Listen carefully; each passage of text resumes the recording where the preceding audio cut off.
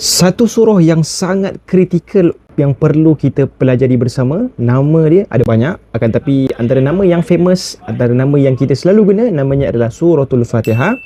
Dan nama lain yang selalu kita guna adalah Ummul Kitab. Sangat bagus dan sangat perlu untuk seseorang itu menghayati apakah isi kandungan yang ada dalam Suratul Fatihah, dan perlu juga untuk orang itu memperbetulkan bagaimanakah pembacaan yang betul dalam Suratul Fatihah. InsyaAllah pada waktu ini kita ada satu buat kelas khas untuk anda, klinik Suratul Fatihah.